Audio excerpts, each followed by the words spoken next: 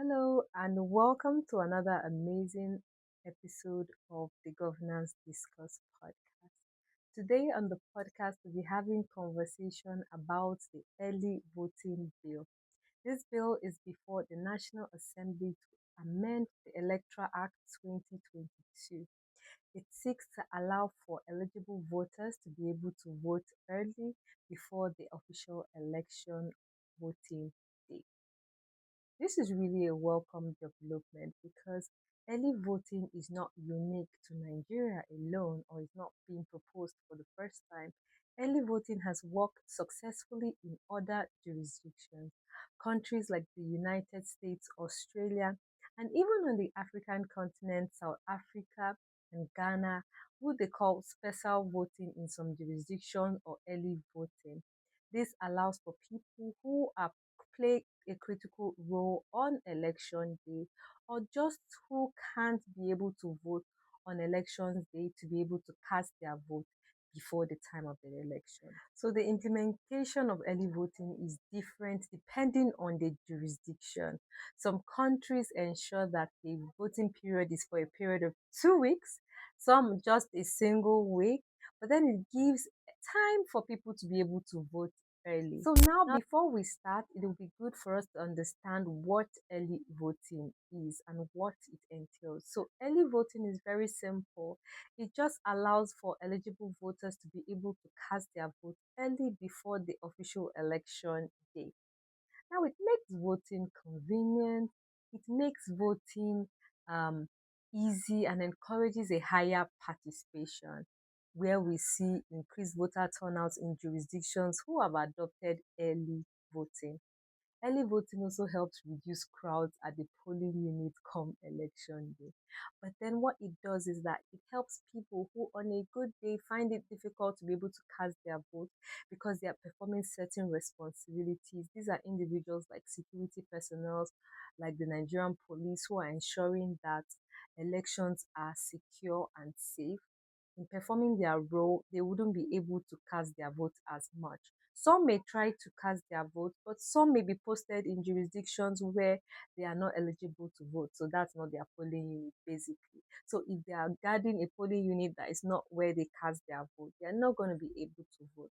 But the early voting is trying to provide for people like security personnel to be able to cast their votes, journalists, accredited observers, staff of INEC or the commission, and ad hoc staff of the commission, so that they're able to cast their vote before election day, so that on that day of the elections, they can be able to perform their duties without being scared of being disenfranchised because they are not going to be able to vote. They can focus on performing their duties in assisting other people to be able to cast their vote, observing the vote um, process, or just reporting on the vote as journalists do on election day. This process is really smooth as it makes elections more accessible, it reduces the long lines, makes it more convenient, and more flexible for people who would usually not be able to perform their vote. An example is someone who is going to travel for official duty and be out of the country come election day. But if they're given the opportunity to be able to vote early, then they can cast their votes before traveling or leaving the country.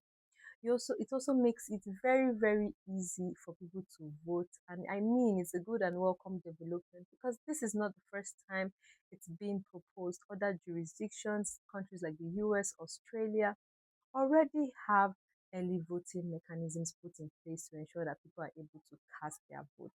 In some jurisdictions or some states in the US, votes are cast early for a period of 2 weeks, depending on the jurisdiction. 2 weeks after people cast their vote, the vote is collated and put in a vote, and it is locked and sealed until after the general election, which is on the election day. And on that day, it is counted alongside all other votes that have been put out on election day. One thing you should also remember is that early voting doesn't allow you to vote twice. So if you vote on election on the early voting day, you can't come again to vote on election day. No, that is trying to manipulate the system to your advantage and it wouldn't be allowed. You can only vote once. Now, let's take a deep dive to see what the early voting bill in Nigeria is proposing and kind of like understand the sections. Now, let's break down the early voting bill. This bill is an act to amend the Electoral Act 2022, and it provides for early voting at the elections. This includes the criteria for being part of early voters, the procedure, and other related. The bill starts by trying to amend Section 10, and it puts a provision where the Commission is expected to provide political party with a list of early voters. This means that INEC or the Commission is responsible for collating, compiling a list of early voters and providing that list to political parties. It goes further to amend Section 44 of the Electoral Act to include the provision for early voting. This means that a date will be set aside where people can vote early, eligible voters can vote early, not later than 7 days before the official election day. So the Commission has to provide a date or set aside a date for early voting, and this date must not be later than 7 days before the actual general election. It also states that people who are eligible to vote on the early voters day can and would have their names be provided in the early voters list. So there's going to be a voters list, like I said earlier, and for you to be able to cast your vote, your name must appear on that list, right? So it also states people who are early voters, kind of, let's put it that way. It states personnel who are early voters, and you identify them as security personnel, officials of the commission, accredited journalists, accredited electoral observers, and any other person deemed by the commission to be an early voter. Now, it states that if you want to be considered as an early voter, you have to send an application to INEC, and this will be in writing followed by a declaration.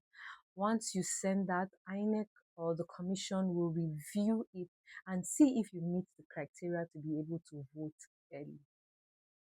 INEC must set aside a day for voting and also set aside a designated center in wards where people can vote early.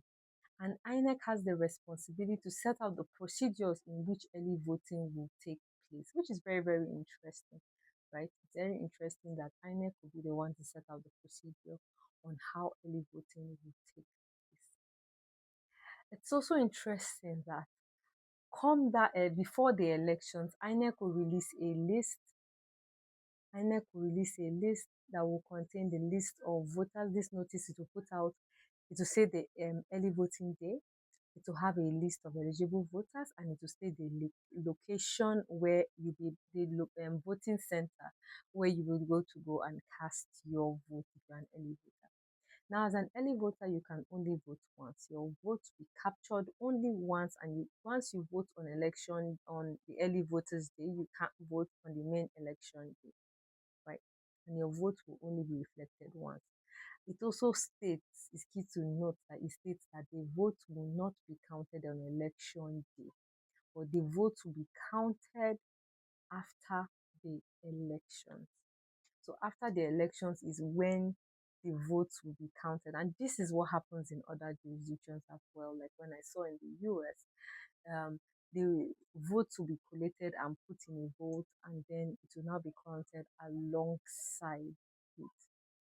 I mean, this is not a new it's not a new proposition, but other countries have been doing it. But what are your thoughts? Do you think it's time for Nigerians to be able to vote early?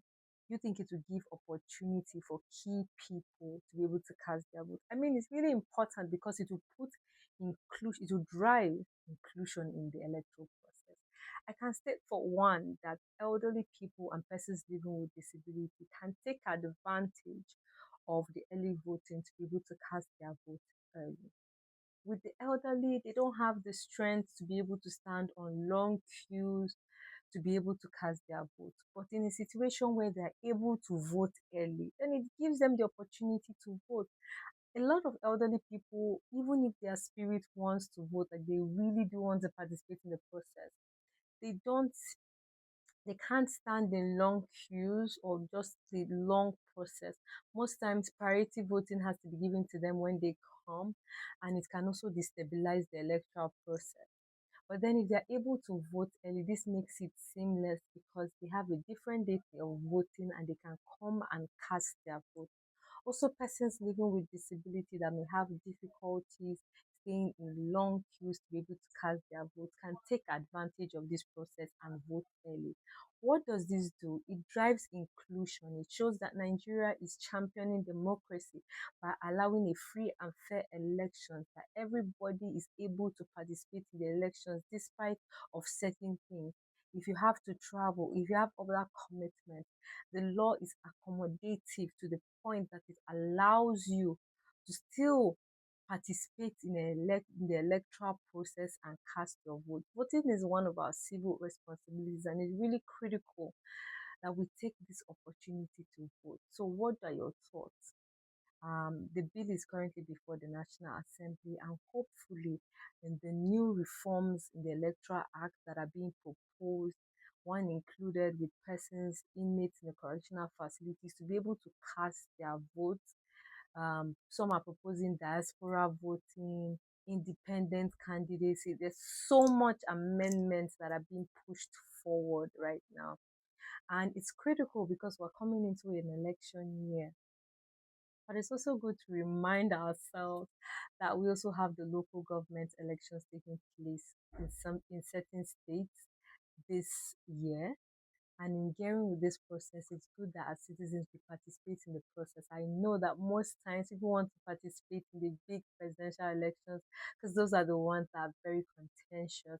But it's really interesting that the grassroots is the one that is closest to us. Our local government chairmen are the ones that are to be held accountable.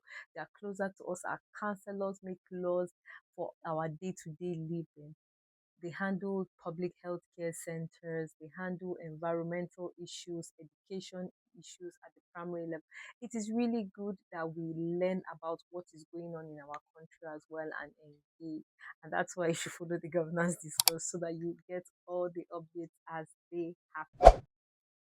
I don't know if I mentioned it earlier, but hopefully I did. The champion or sponsor of this bill is Senator Abdulaziz Musa Yaradua. He's the senator who is championing this bill to ensure for early voting. I'd love to hear from you. What are your thoughts on the early voting bill?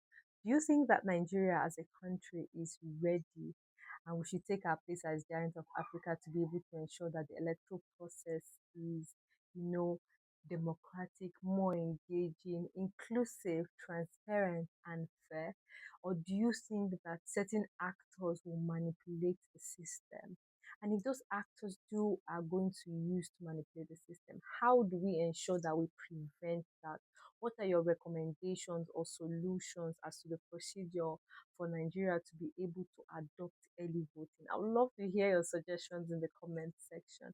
But also, this will be a time to critically engage the process. One thing I like about the governance discourse is that we're trying to, build consciousness, political consciousness, civic education through this podcast. Because by that, we're able to deepen citizen participation in governance, which is really, really key. So I would love to hear feedback from you. You can send us a message at the Governance Discourse on any of our social media platforms. Thank you very much for joining us on this episode, and I hope that it has been beneficial to you. This has been the Governance Discourse.